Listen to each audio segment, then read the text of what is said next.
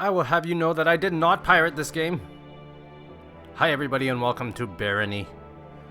This is something new for me. It's actually, I'd say we're going to be trying something new. This isn't actually a new game. It came out quite some time ago. It was in early access for the longest time and I really like the idea. I was just waiting for full access. I'm one of those guys that there's a lot of early access games out there that I would like to play, but I refuse to buy them in early access because there are just too many developers out there who will put something together like basically a tech demo, take all your money and run. There's a lot of games that I have that are in early access and it will never ever leave early access, and it kind of sucks. But this one actually came out full release, and of course I got it on sale because I'm just that kind of gamer as well. But what this is roguelike. It's not quite a roguelike. I'm one of those assholes that makes a full-on distinction. Like basically, if it's not turn-based, there's a whole bunch of rules for being a true roguelike. But this is very, very close. I guess you could say this is kind of like an evolution of the idea of a roguelike. And if you don't know what those are, please just go ahead and Wikipedia that thing because I am not gonna go and explain it. But my reasons for not calling it a true roguelike is because this is a real-time first-person adventure kind of game, but it's got a lot of roguelike elements like permadeath, procedurally generated levels, a whole bunch of stuff. It's very, very roguelike-y, so I call it a roguelike. Let's just start a new game here. There is a story. Basically, long ago there was this town, and it was doing okay, and then evil Baron came over and just basically pissed everybody off, and the townspeople got together and buried him way down deep below the barony itself.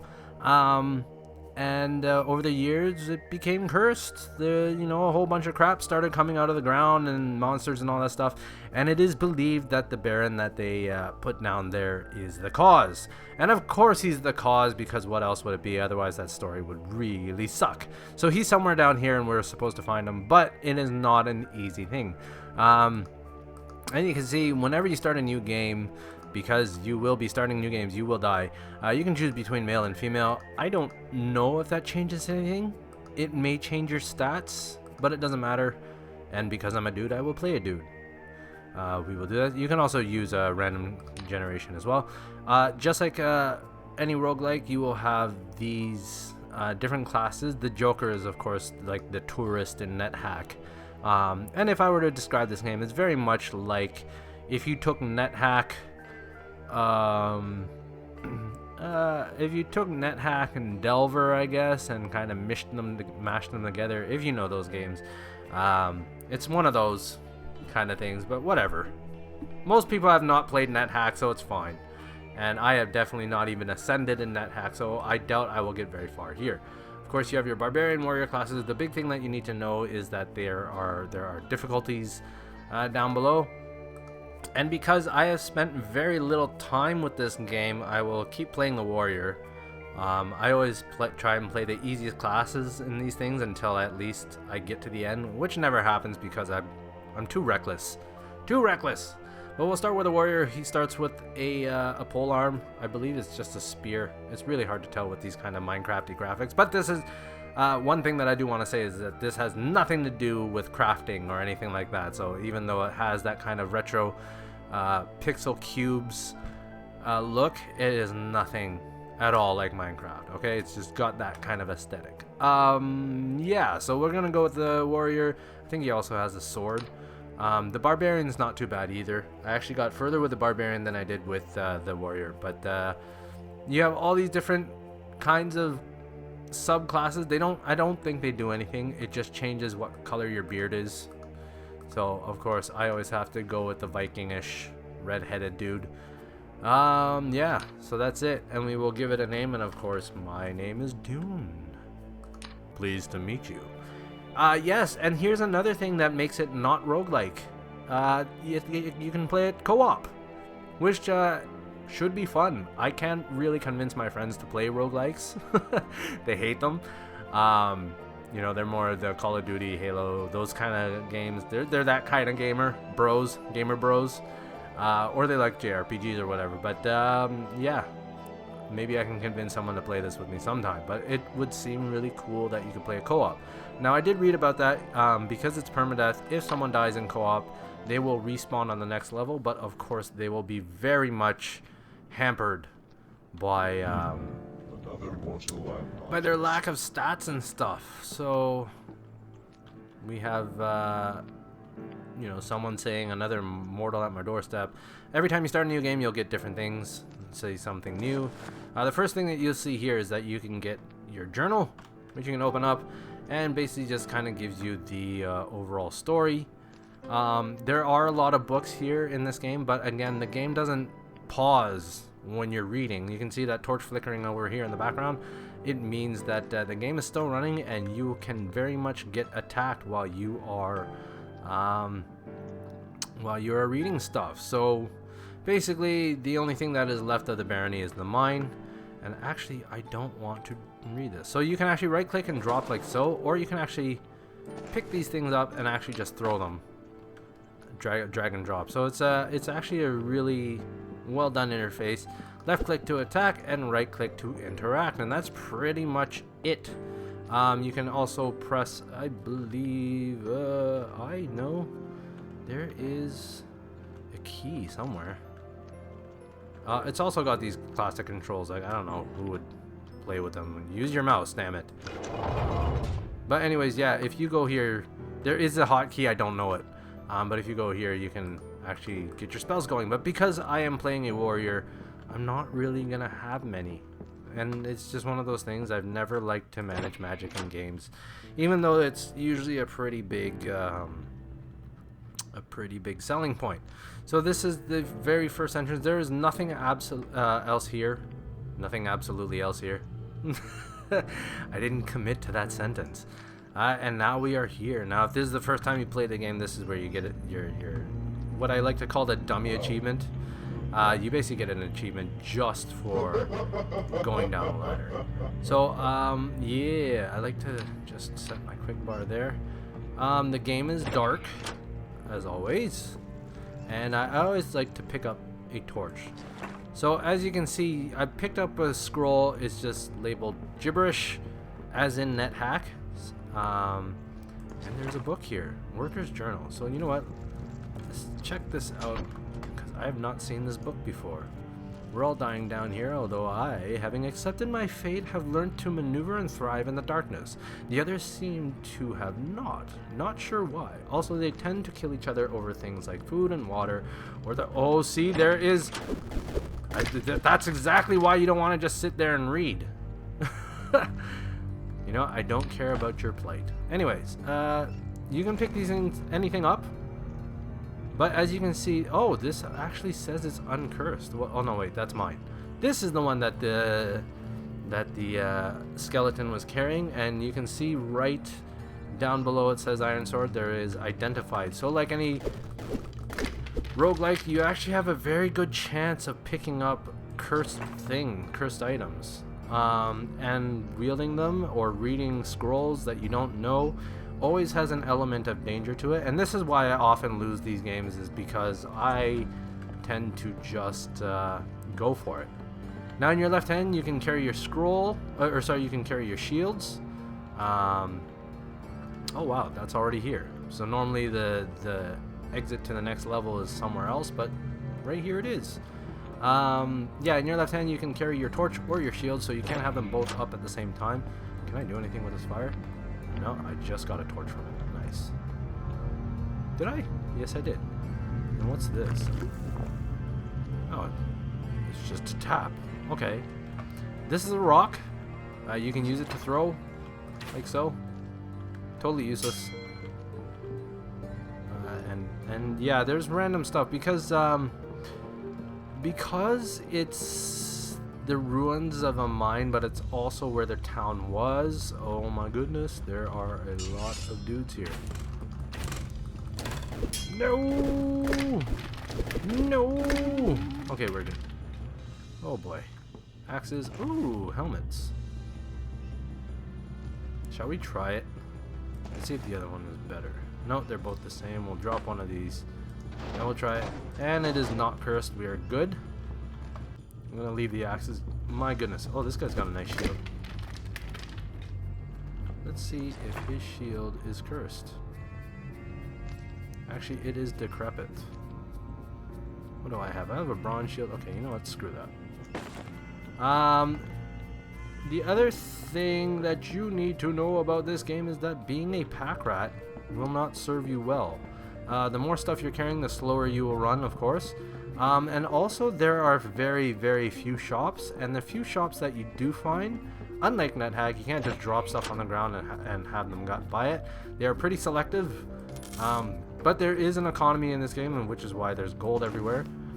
And let's see here. So when you pick up gens, you can see that it's worth 0 gold, but if you appraise it and let it appraise, which is a skill that I believe you can build. I've hardly touched it.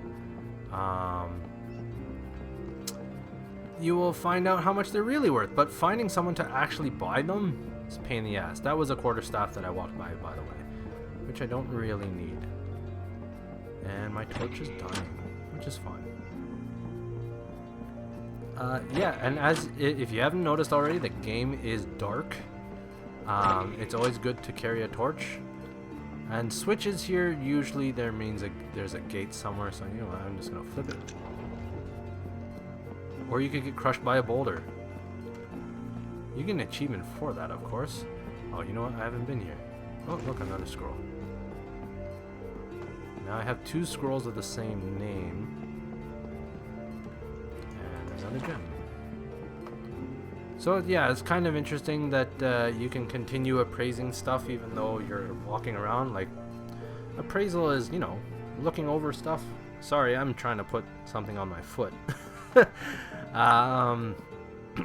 But yeah, you can do that while moving around. It's not bad. Now in the bottom right, you can see there is an auto map, which is definitely not roguelike. Only because, well, I guess if we're talking classic NetHack, you know, the map draws itself on as you travel through it, of course, just like it's doing now. But if you play other kind of first-person roguelikes or anything like that, or dungeon crawlers, they do not provide a map for you. I'm not complaining because I absolutely love auto maps, especially in games like this on Gigantism. So it's just a volume. Oh, that was where that lever opened these gates. So. But yeah, you'll see that you're gonna want that. You're gonna want that auto map. Jeez, I cannot keep my head straight.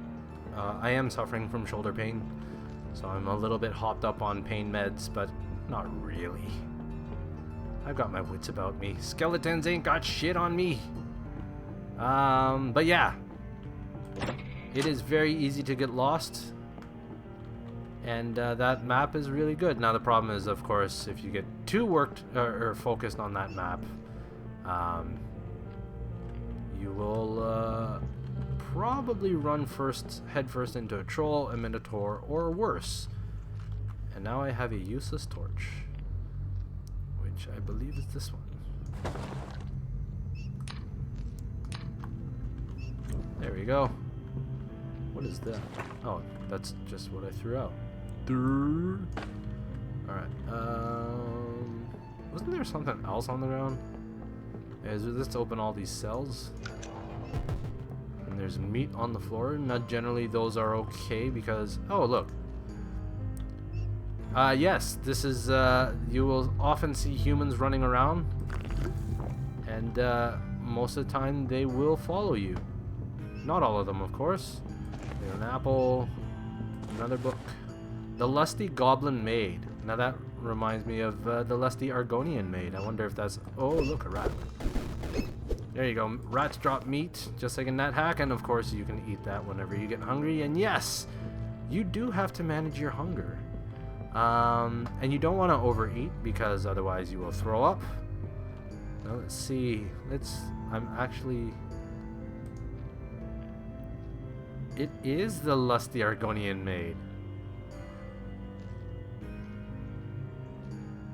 I need you to sharpen my stick. Wow, okay, that's big, but, oh. There we go, so you see the meat icon in the bottom there. Just means you're hungry. You go and eat something, and of course you don't want to eat rotted anything. Now this meat is a little bit alarming because that means something else is around here that killed the rat that dropped that. And we will find it. The big thing about your companions in this game is when you change floors, they do not come with you. Unfortunately. What's that? A ring. Oh boy, it's probably a ring of teleportation. If the game has any pattern to it, it's that all rings are teleportation rings. Although I did have an invisibility ring one time, and that was actually pretty cool.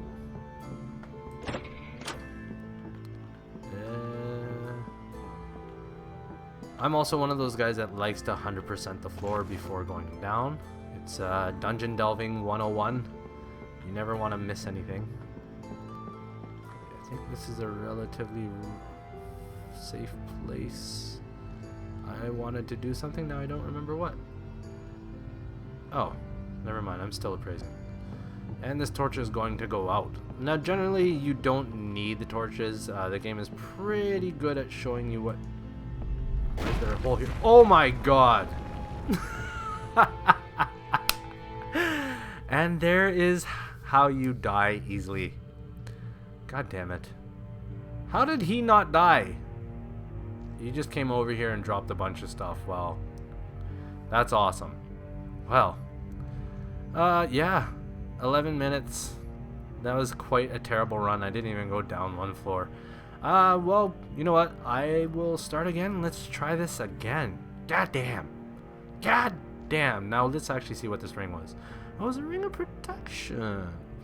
Yeah, and also, like every other roguelike, when you die, everything gets identified so you can see what you're carrying.